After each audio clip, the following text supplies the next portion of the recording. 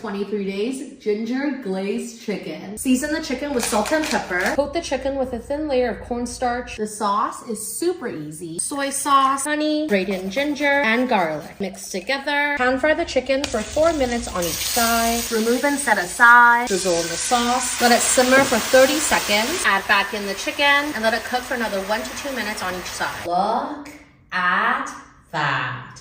Girl, you chosen.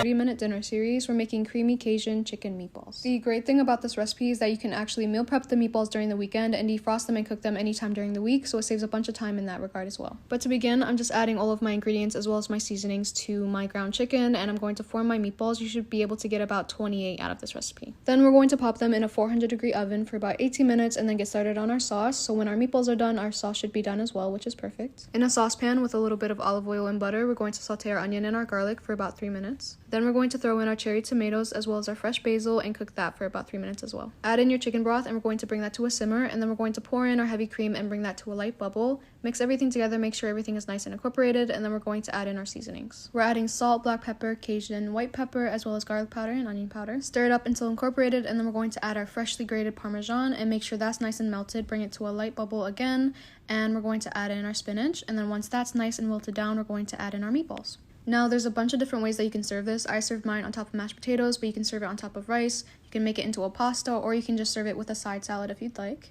But you're done. I love a good bowl of ramen noodles, and these 20-minute Thai red curry ramen noodles with a little bit of chili garlic oil are so delicious, and obviously they're easy because they take 20 minutes. So you make a quick oil, you get some herbs, get a little bit of ginger, pour the oil over those fresh herbs, and then you want to boil off some ramen noodles. I love to use the brown rice ramen noodles. Add a little soy sauce to the mix, toss it all together, and then I serve it off with green onions on top. They're so good. You guys are going to love them. We were chasing Bonnie and Clyde, until I switched to the other side, It's no surprise I turned you in. Butter chicken and homemade naan. My little sister and her baby came over and she wanted me to make this for them. Everybody cleaned their plates. There were no leftovers. This is how I made it. I diced up some chicken thighs. I'm adding plain Greek yogurt, garlic paste, ginger paste, turmeric, garam masala, chili powder, and a little bit of lemon juice. Let this marinate, and now we're gonna start on our dough for the naan. Mixing warm water with yeast and sugar. Let this sit for 10 minutes, and then you can add flour, baking soda, baking powder, olive oil, a little bit of Greek yogurt. Mix this well, and then we're gonna let this rise for an hour and a half. In the meantime, I'm melting some ghee in a pan. I'm gonna cook my chicken. Once it is fully cooked, I'm gonna remove this chicken from the pan, and then I'm gonna start making my sauce. I'm adding more ghee, diced red onion, garlic paste, ginger paste, a can of diced tomatoes, tomato paste, heavy cream, the same spices, and some cashews. Let this simmer, and then I'm gonna add it to my blender and blend until smooth. Once blended, you can re-add your chicken. I'm adding heavy cream and cilantro for garnish. After you've let your dough rise, you can section it out and cook in an ungreased pan. Try this out, guys. Let me know what you think. This is my creamy, cheesy, sun-dried tomato and spinach chicken bake. It's really easy to make. All you have to do is score the chicken breast and coat it in oregano, smoked paprika, garlic powder, salt and pepper into a baking tray. Add the finely chopped shallot, garlic, spinach, sun-dried tomatoes, stock powder and cream. Mix it all together, place the chicken on top and sprinkle cheese all over the chicken. Bake in the oven at 180 degrees for 30 minutes. We love it served on my super creamy mashed potatoes. Make this mac and cheese with me. Now, if you can find what's called elbow macaroni, I have searched everywhere for elbow macaroni, and I think it would actually look better than this. Some water, a little bit of salt. So the pasta's cooked and it's just been drained. Now we can move on to the sauce. So I've just got some salted butter. I'm gonna let that melt. So while that butter is melting, I'm just gonna add some garlic granules. You can use garlic granules or fresh garlic, that's completely up to you. Put a dash of corn flour in, and you can actually use normal flour for this as well. A good stir in. I've just got this double cream from Aldi. I'm just going to pop some of this in. You can use double cream or heavy cream. Just keep stirring that. Black pepper.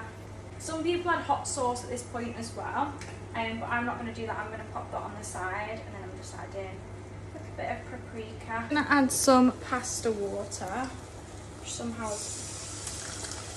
add some soft cheese. This is from Aldi as well. I'm pretty sure this was like 79p, and it's the same price for full fat and it's the same price for non-full fat. We were actually using the full fat one today. You've really got to mix that soft cheese in to make sure that it's all melted down. We don't want any lumps. Cheese of choice is mature cheddar, again from Aldi. I've just got the red one, quite like the colour. And just some grated mozzarella. Add whatever cheese you want to pop in.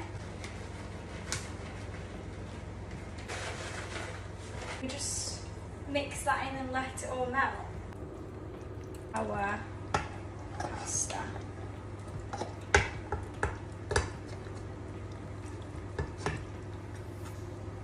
Make sure it's all covered. I mean, some people actually like to eat it like this now at this point, but I actually like it with a bit more of a baked cheese crust. I just transfer it into this little baking Pyrex thing. It can bake.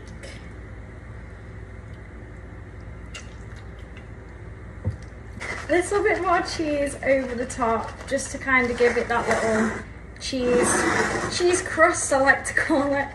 And then on this one, so we've got 2 mac and cheeses out of that, and I can freeze some. It's quite good actually. Just pop that in the oven. I think I'm gonna let that go in for about 10 to 15 minutes. And here they are.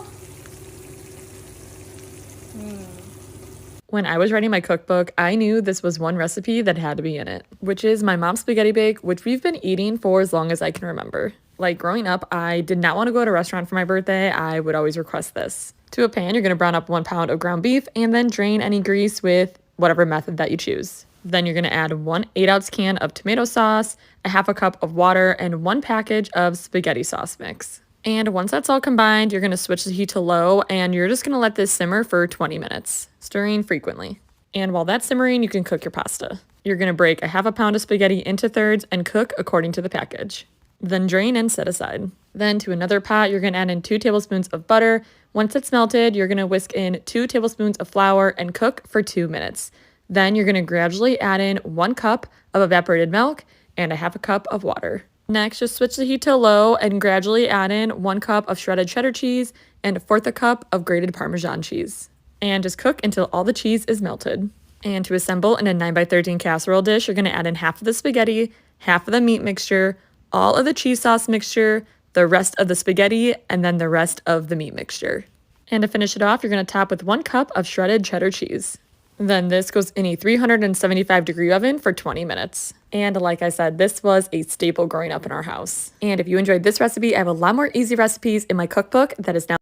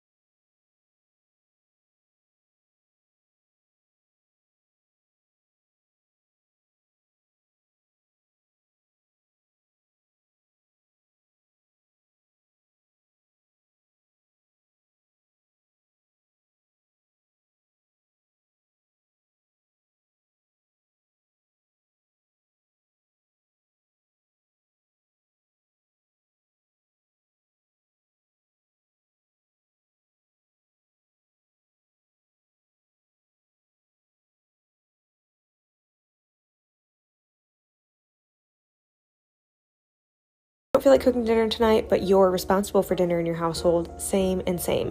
But don't worry, I've got you covered. This is so easy to make. We're gonna make some buffalo chicken wraps. Cook your chicken in some buffalo sauce according to the back of the package of your chicken. When it's done, you wanna cut it up into bite-sized pieces. Heat up your tortilla and then add your buffalo chicken and whatever toppings you want. I did some shredded cheddar cheese, some ranch, of course, lettuce, and then some tomatoes. This was so easy to make and perfect for those nights when you really don't feel like cooking, and let's be honest, who doesn't like a buffalo chicken wrap? I hope you guys enjoy this and make sure you follow me for more really easy recipes.